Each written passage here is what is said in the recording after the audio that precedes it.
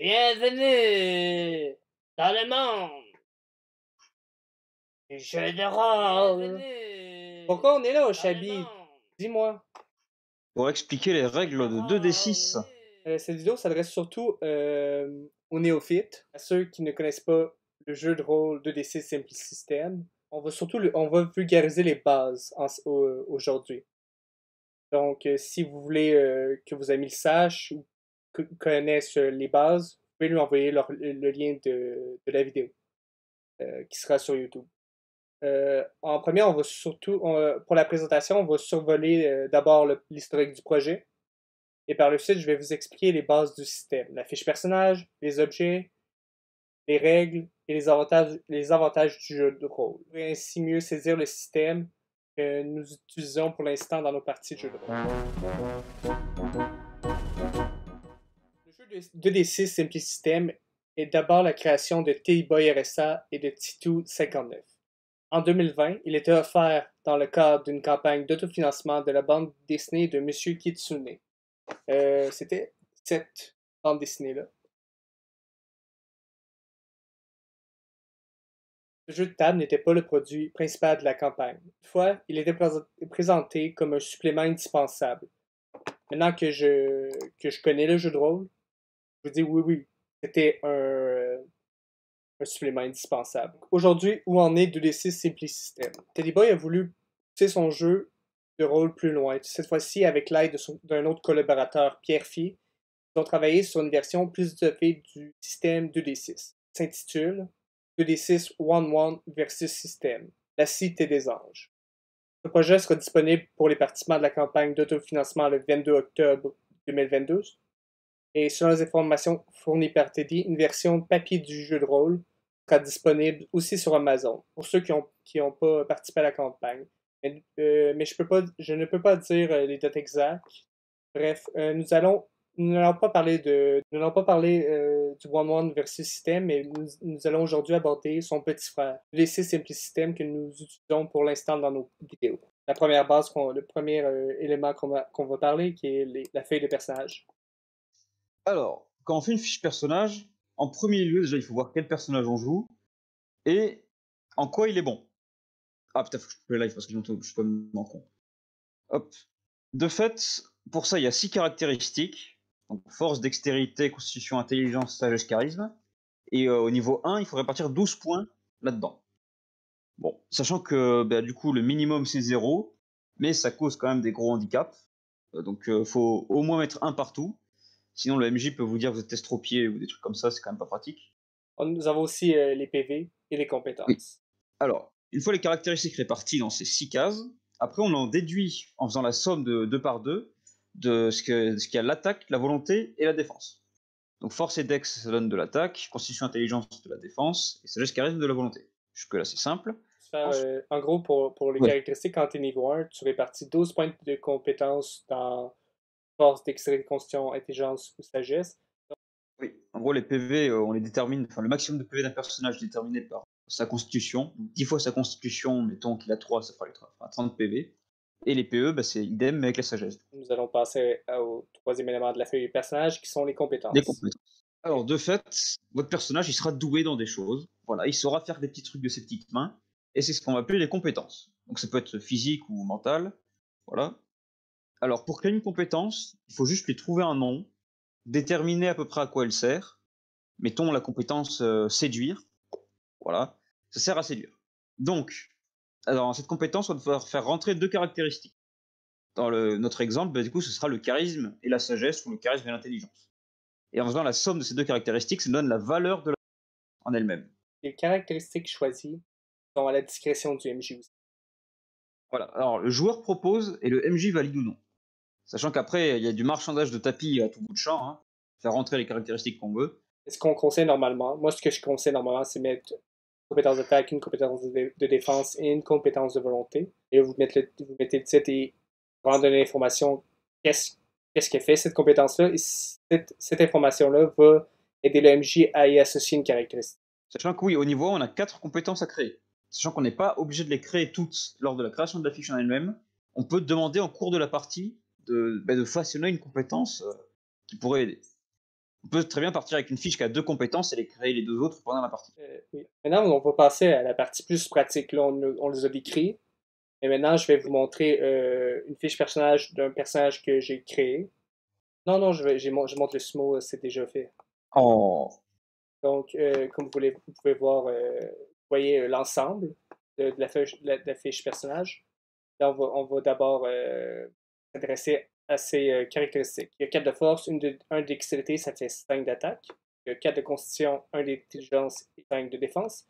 Et il y a 1 de sagesse et 1 de charisme, et il y a 2 en volonté. Donc, ce qu'on peut voir avec ce personnage-là de base, est vraiment très faible en volonté. C'est Oui. son talon d'Achille.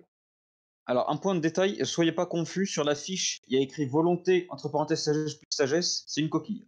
Volonté, c'est bien sagesse plus charisme. Donc maintenant, on va passer au PV et au PE. Donc, il y a quand même beaucoup de PV. Et, à cause que Ouais. 4 de constitution, il y a 40 de PV. Et comme il y a 1 de sagesse, il y a 10 PE. En gros, les PV, c'est pour la vie. Les PE, c'est les points d'énergie. Dans tous les cas, vous êtes en bas de 0, vous êtes KO. Et maintenant, nous allons passer aux compétences. Donc, ces compétences, il y a charge. En fait, ces compétences-là, c'est pour s'élancer vers des ennemis et pour les saisir. J'ai mis avec le MJ force et dextérité, donc ça me donne un plus 5. Polo, c'est sa compétence de défense, que j'ai utilisé force et constitution. Et de lutte japonaise, c'est de mettre aussi force et constitution, parce qu'il est quand même assez lourd.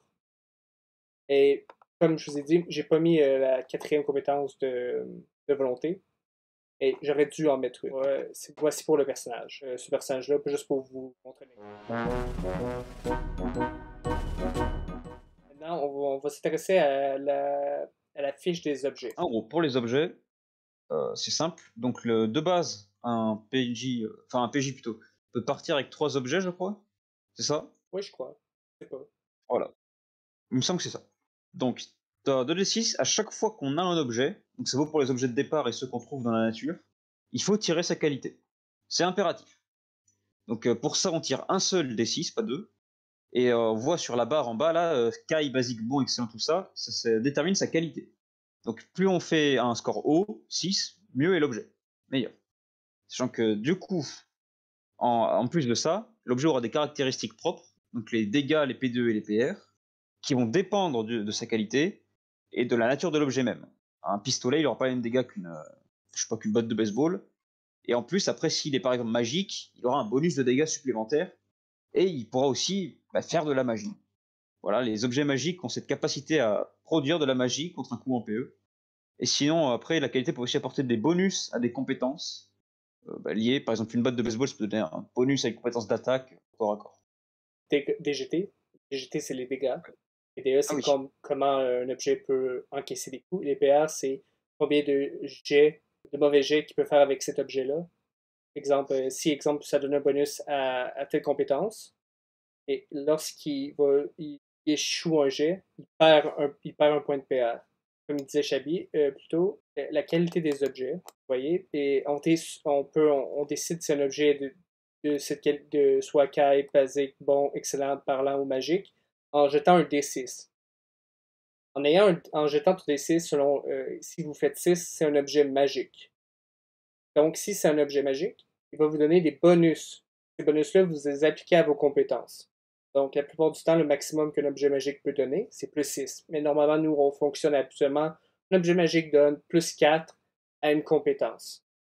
Par exemple, C'est plus pour moi. pour ma compétence de charge de mon sumo, si j'ai un objet magique, ça va me donner plus 4 à ma compétence de charge qui est déjà de plus 5. Ça va me faire un plus 9 quand je vais jeter 2d6. Additionne le total des dés à plus 9 et plus son attaque. Là, je On prends un peu expliquera léger comment d'avance. ça marche plus tard. Oui, je prends un peu d'avance. Quand l'objet est parlant, parce que quand il est parlant, habituellement, il est exotique un peu. Il peut perdre des malus en termes de crédibilité. Ça, c'est à la discrétion du MJ. Hein. Oui, oui, mais Après, moi, c'est c'est le comme MJ ça. qui voit quels sont les malus selon les objets. C'est pour la fiche. Normalement, c'est bouclé. Là, vous Ouais. pouvez déjà vous faire une fiche en théorie. La base du système, comme le titre l'indique, c'est 2d6. Ah, je vois que Donc, t'as l'idée. Ouais. ouais. on jette les dés. Et selon ce qu'on. Exemple ici, j'ai fait 7. Et donc, comme je dis, avec plus 5 avec ma charge, ça va me donner 12. Et mon plus 4, ça va me donner 16. Et plus mon attaque qui est de 5, ça va me donner 21. Donc, et en retour, Chabi, le MJ, va jeter aussi des dés. Il va aussi jeter des dés selon une table de difficulté. Alors, Que on jette toujours 2d6 pour des vous voyez jets. ici. En gros, pour faire simple, le MJ peut à tout moment demander au joueur de faire un jet avec une compétence associée pour vaincre du coup une difficulté qu'oppose le scénario. Donc pour ça, les deux vont jeter 2d6. Le joueur va ajouter attaque, volonté ou défense, plus une compétence, ce qui donnera son score total. Le MJ de son côté va choisir une difficulté, donc là par exemple facile ou difficile, et il peut ou non jeter 2d6. Donc s'il décide que c'est un jet facile, soit il prend la difficulté de 7 donnée par le tableau, et voilà, si la difficulté, il faut que le joueur dépasse 7, soit il jette 2d6 et il rajoute rien, et dans ce cas-là, si le joueur bat le jet du MJ, il réussit son action. Les échecs et les réussites critiques, comme dans tous les jeux de rôle, on a un échec critique et une réussite critique. Et cette fois-là, ce qui est intéressant avec 2d6, c'est que l'échec ou la réussite affecte le scénario.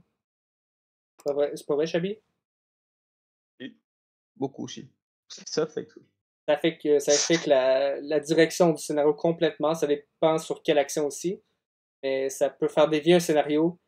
C'est là qu'il est important en tant qu'MJ de savoir improviser selon les échecs ou les réussites. Puis, tandis que les échecs sont des échecs lamentables.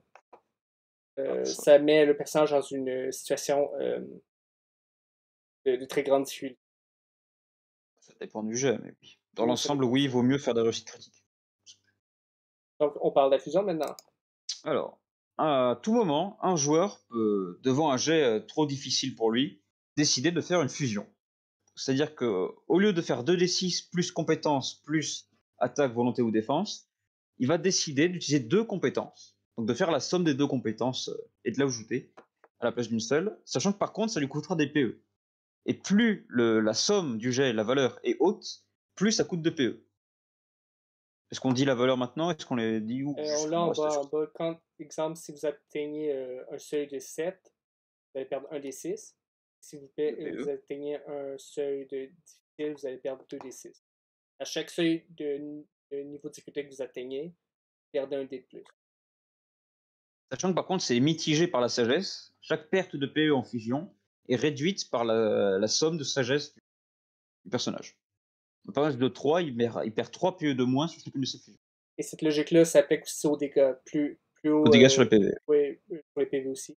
Plus haut un joueur atteint, plus haut il atteint, plus de dégâts qu'il va donner. Donc il y aura plus de dés pour une attaque. Donc nous passons à la dernière partie. L'avantage du D6. L'avantage, notre vision personnelle subjective de ce jeu de rôle. En gros, moi, ce que je trouve Désolé. dans ce système-là, ce qui est vraiment incroyable, c'est la liberté. Dans la création de personnages, comme vous avez vu, les compétences sont libres. C'est le joueur qui décide le nom des compétences et les compétences font. Et aussi, le système aussi peut s'appliquer à des univers multiples. Oui. Et c'est surtout si, ça c'est la première partie que j'apprécie, c'est aussi la deuxième partie, c'est que le scénario dépend beaucoup des joueurs. Juste simplement que la réussite et l'échec critique, ça fait dévier un scénario complètement. Ça peut le dérailler et il faut vraiment que l'MJ soit présent pour pouvoir improviser selon les actions des joueurs. Ça dépend du MJ, ça toujours, mais. Oui, mais 2D6 permet ça. Oblige d'une certaine manière ça un peu, non? Bah, je sais pas, je vois pas les autres MJ et MJT, donc. Mais comment nous en MJ, Oui, bah oui. je veux dire. Bah, notamment sur. Bah, pour vous donner un exemple concret, sur une réussite critique, je crois, en séduction, j'avais fait d'un grand méchant mon pet. C'est devenu mon familier, et puis ça n'avait pas plu à Simon. Mais voilà. Et après, si un petit message pour la fin. De toute manière, manière la plus simple de s'introduire au système, c'est de trouver un MJ et de jouer en fait. Oui, ah oui, c'est Ça pour sert à ça. rien de se prendre la tête. Ah oui, c'est pour ça qu'on va sûrement mettre le lien du Discord de Teddy en Moi, bas de tu la peux, vidéo. ouais. Merci d'avoir été présent dans le monde. Jeu de rôle.